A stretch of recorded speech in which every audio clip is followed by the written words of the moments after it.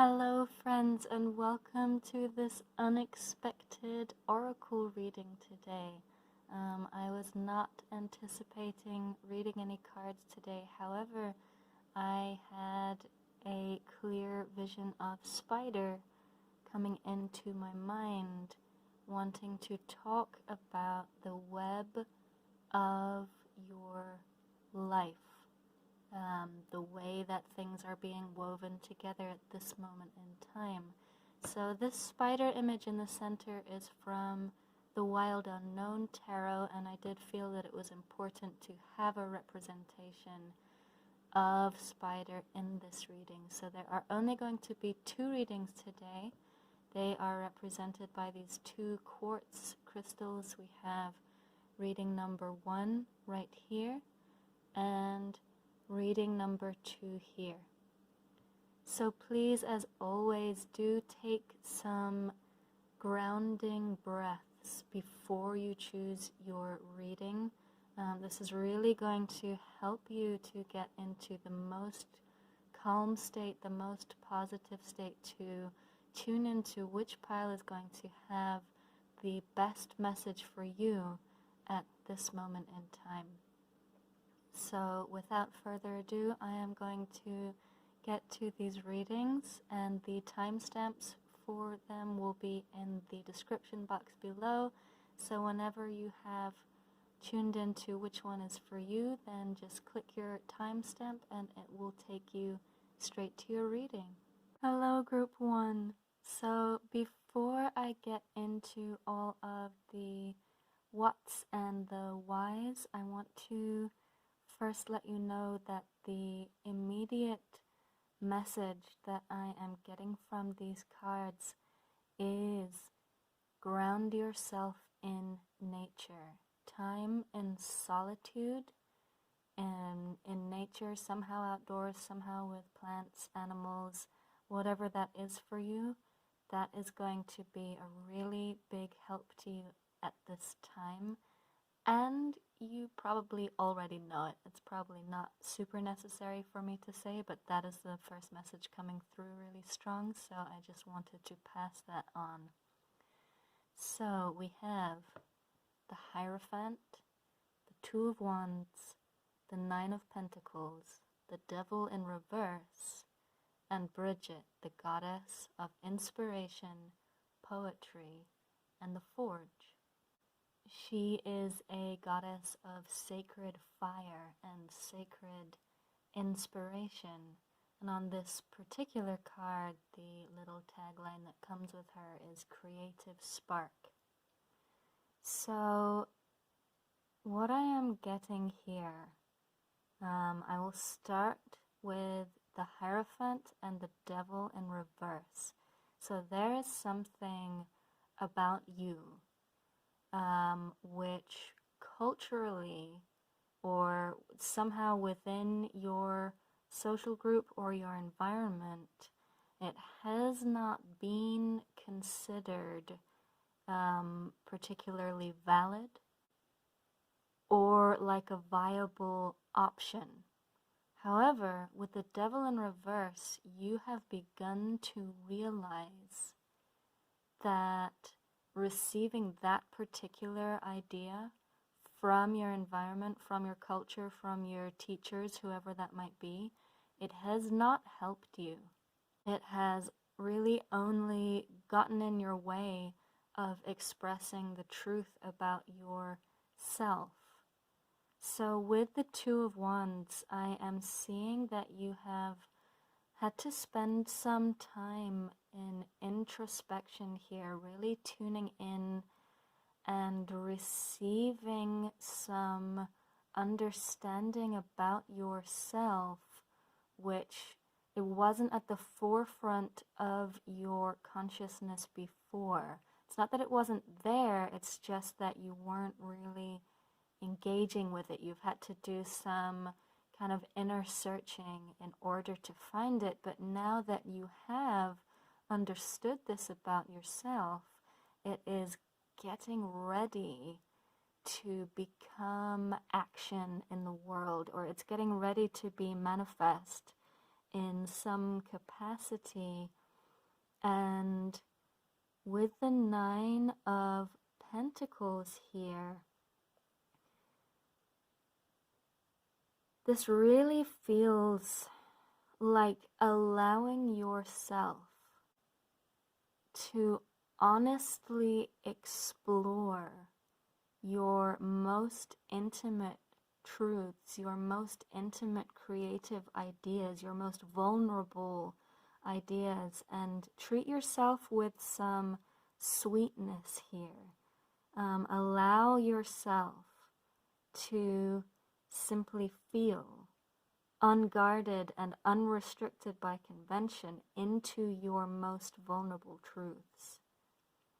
And be gentle with yourself in that vulnerable state. Whatever this is about you, it's as though it has been told to you or imposed upon you that this is like decadent or indulgent or unrealistic. If this is some kind of creativity, then it might just be that taking the solitude, taking the time away from whatever responsibilities that you have, is considered by your culture to be selfish. But with the devil in reverse here, what you're understanding is that this is not selfish. Sorry. This is not selfish for you to be truthful to your own energy. Be truthful to your own nature. And allow your nature to dictate your movements rather than relying upon conventional ideas of how you ought to be. And you have this assistance here from the goddess Bridget, who gives that divine creativity, gives that divine spark, allows a certain playfulness, creativity in a way that is more childish and more pure and less restricted by the conventions that as adults we become kind of limited into perceiving. So this reading is really about the shifting of the perception of this as devil energy or as, selfish energy or something that you should be blocked from, and really opening up and allowing it to be witnessed, allowing this more vulnerable state to be your stability, and not trying to find your stability from the structures of your culture anymore. This is about acknowledging your own sweet and tender and vulnerable truths and allowing them to dictate your way forwards or your experience moving forwards. This is about allowing the most pure expression of yourself and supporting yourself in this. We're not going to ask the culture or the society or the family or whatever structure it is which confined us to then validate something different than what it says. We have to find this validation internally. This is your chance to create that stability within yourself without asking for approval from anyone other than the sweetness which occurs when you yourself acknowledge your own nature without judgment. So I am going to wrap up this unexpected little reading here, and I hope very much that it brought you something today.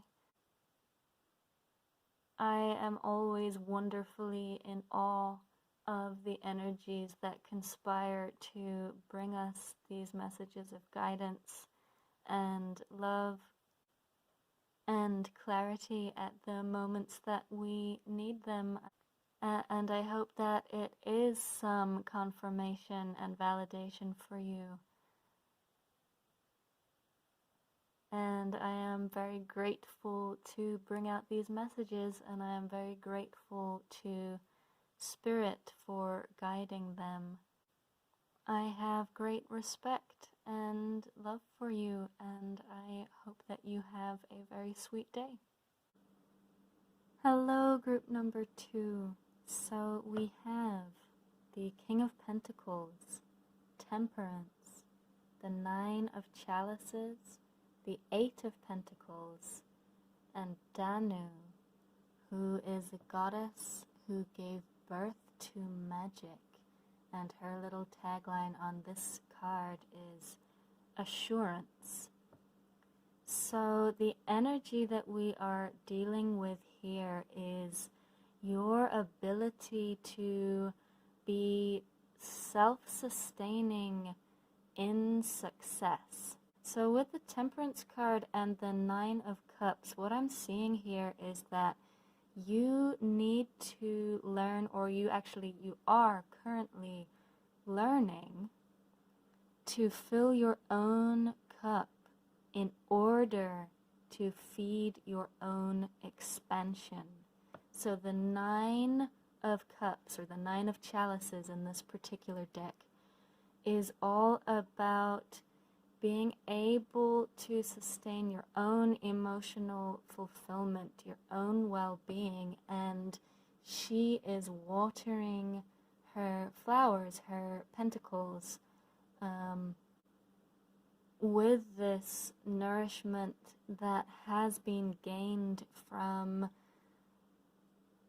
balancing one's own needs. And I think that this is the balancing act that this particular King of Pentacles has mastered. He is able to be self-sustaining, so he's not allowing himself to come up empty in any particular area, which means if you need to balance what you do for financial income and what you eat and drink to sustain your body, and the time that you take to balance your mental and emotional well-being, in order to become the King of Pentacles, that is everything that you need to balance. And what you're learning right now with this Temperance card that keeps its energy to itself, it's not draining energy out to anything else, and it's also not being fed into by anything else. This is about you in this moment in time learning how to be that for yourself, and learning how to stop asking other people to do it for you, because the success that you want to achieve can really only be found if you learn how to balance these things. And you know, it might not be perfect at every moment of the day. Like, you will get hungry and then you're going to have to figure out what to eat.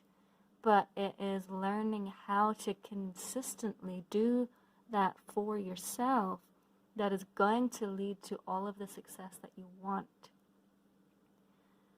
And with the goddess Danu, it's a really supportive message here. The message of assurance. It says, your dreams are on their way to manifesting.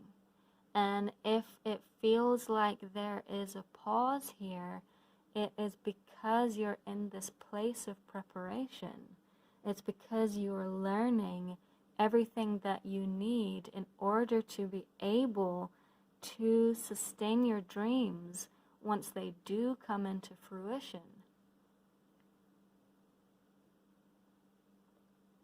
So it might feel like you are not achieving what you want to achieve, but if you were to achieve it right now, it might be that you got burned out, or it might be that you didn't know how to sustain it. So now the gift that you have with this more solitary time is that you are learning how to be self-sustaining in your solitude. You're learning how not to need other people to step in and help you. And also how not to need their approval. You are feeding into your own emotional well-being. You don't need them to hand you any kind of validation because you've got it for yourself. You are figuring out how to balance that for yourself so that you don't need it from any external source. And this is also, once you can consistently keep your blues away or keep your negative self-image in check with a warm attitude, with positive self-regard, then you are well on your way to cultivating everything that you are trying to achieve. So group 2, I am going to wrap this reading up here, and as always I hope so much that it brought you some validation and confirmation and support, and I am so very, very grateful to be a part of bringing out these messages. And as always, I am blown away by whatever benevolent forces in the universe it is that brings us together to gain this kind of support and guidance. And I am so wonderfully grateful to participate.